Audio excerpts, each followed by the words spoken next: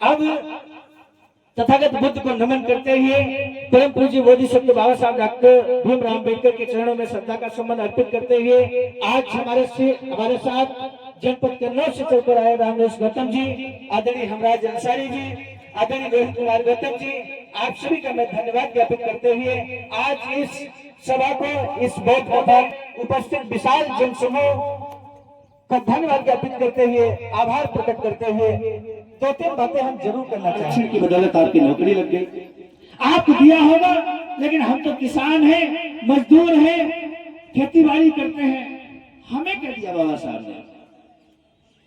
तो आज मैं आपको कुछ बातें ऐसी बताने जा रहा हूं, कुछ तीन बातें हम आपको बताएंगे जो बाबा साहब ने हम सभी को दिया है। सबसे पहला मेरे साथियों, ज्वलंत स्वाभिमान।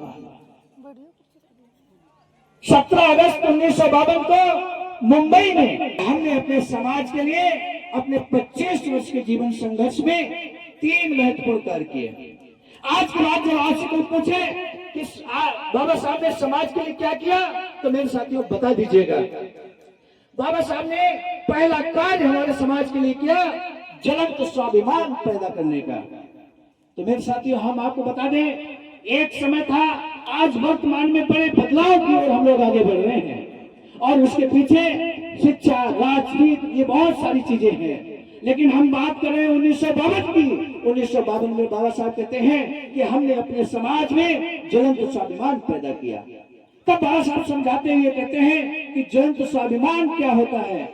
पेशवा युग की हम बात कर रहे हैं। महाराष्ट्र में पेशवा युग हुआ करता था। उस पेशवा युग में इस तरह के कार्यक्रम होते थे जहां पर भोजन आदि की व्यवस्था होती थी। भोजन आदि की व्यवस्था होती थी। उस पेशवा युग में हमारे समाज के लोग, यानी कि उस समय अछूत कहा जाता था, हमारे समाज के लोग, अछूत लोग वहां पर एकत्र होते थे। वहां पर एकत्र होते थे और ऐसी जगह एकत्र होते थे मेरे साथियों जहां पर झूठी पत्तलें डाली जाती थी। जहां पर झूठी पत्तलें डाली जाती थी, हमारे ही समाज के लोग उन झूठी पत्तलों से अपने पेट की भूख को मिटाते थे। इतना ही नहीं, उन झूठी पत्तलों को उठाकर अपने घरों में ले जाते थे। लेकिन आज इस तरह का भोज को आप ना मान देंगे मेरे साथियों।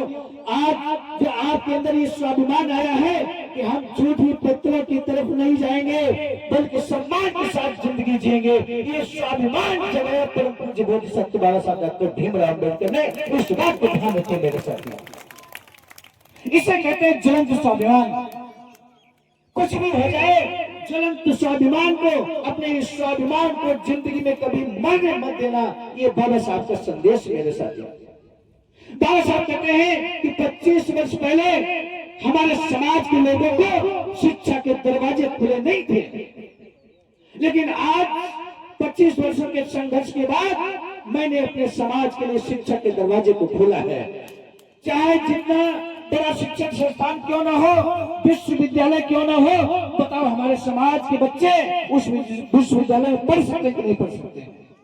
तो अगर हमारे समाज के बच्चे उस विश्वविद्यालय में पढ़ सकते हैं तो ये देन किसकी है, मुझे बताइए मेरे साथ। ये देन परम पूज्य बोधिसत्व बाबा साहब डॉक्टर भीमराव अम्बेडकर की है। यही बात बाबा साहब कहते हैं कि हमने दूसरा कार्य अपने समाज के लिए शिक्षा के दरवाजे खोलने का कार्य किया।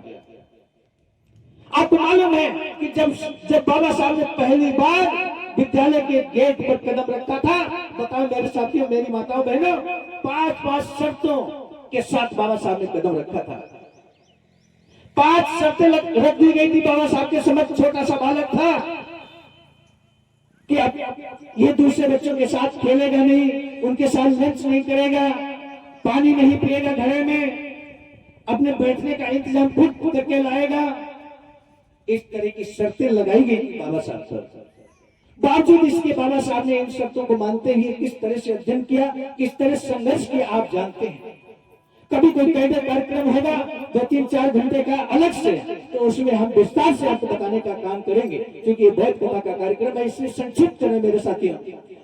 तीसरा कार्य जो बाबा साहब ने किया हमारे समाज के लिए, वो राजनीतिक अधिकार देने का कार्य किया।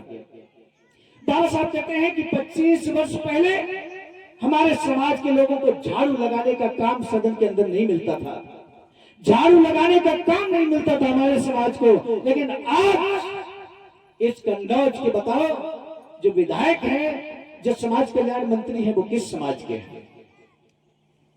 अपने समाज के हैं कि नहीं है? मंत्री है, विधायक है, सांसद अपने समाज के 131 सांसद इस देश में हैं, अनुसूचित जाति जनजाति के हैं। साथ ही साथ हम तो उत्तर प्रदेश में रहते हैं। इस उत्तर प्रदेश के अंदर जो भारतवर्ष का सबसे बड़ा राज्य है, इस उत्तर प्रदेश के अंदर एक नहीं, दो नहीं, तीन नहीं, अभी आदरणीय पूर्व प्रधान जी जिक्र कर रहे थे बहन मायावती जी का, चार बार आपने इस उत्तर प्रदेश में बहन कुमारी मायावती को मुख्यमंत्री बनाया कि नहीं बनाया? ये देन किसकी है? ये देन परम पूज्य बोधि संत बाबा साहब डॉक्टर भीमराव अंबेडकर की है। इस बात को ध्यान रखिए मेरे साथ। आज की बात कोई आपसे पूछे कि बाबा साहब ने आपके लिए क्या किया, हमारे लिए क्या किया, हो सकता है हम किसान हो, मजदूर हो, लेकिन ज्वलंत स्वाभिमान हमारे अंदर भी है। हम किसान हैं, खेती करते हैं, शिक्षा के दरवाजे हमारे लिए भी खुले हैं, और से लेकर प्रधानमंत्री तक हमारे समाज के लोग बन सकते कि नहीं बन सकते। तो ये देन बाबा साहब की है, इस बात को ध्यान रखिए मेरे साथी। आज के बाद माताओं बहनें, आपसे अगर कोई पूछे तो आप भी यही जवाब दीजिएगा। बताओ आप प्रधान बन सकते हैं कि नहीं? आप चुनाव लड़ सकते हैं कि नहीं? लड़ सकते हैं। और ये देन किसकी है? देन किसकी है? बाबा साहब की देन है। तो ये बात बता सकते हैं कि नहीं बता सकते? कोई अगर आपसे पूछे तो बाबा साहब ने क्या दिया, तो ये तो बता ही सकते हैं कि हम चुनाव लड़ सकते हैं। हमारे अंदर जो स्वाभिमान है, सम्मान की भावना है, मुझे बहुत अच्छा लग रहा है कि माताएं बहनें और हमारे सभी बड़े बुजुर्ग साथीगण, युवा साथीगण बहुत अच्छे कपड़े, अच्छे परिधान में आप बैठे। बाबा साहब स्वयं इस बात को कहते हैं कि हमारे समाज को जब घर से बाहर कदम रखना चाहिए तो अच्छे कपड़े पहनकर जाना चाहिए। क्योंकि क्यों ना आपकी पड़ोस में ढोलक बज रही हो, लेकिन हमेशा आप बाहर जाइए, पड़ोस में जाइए, अच्छे कपड़े पहन कर जाइए। आप मैले कुचले कपड़े पहन कर जाएंगे तो आपका कोई सम्मान करेगा क्या? हमेशा आप अच्छे कपड़े पहन कर जाया करिए।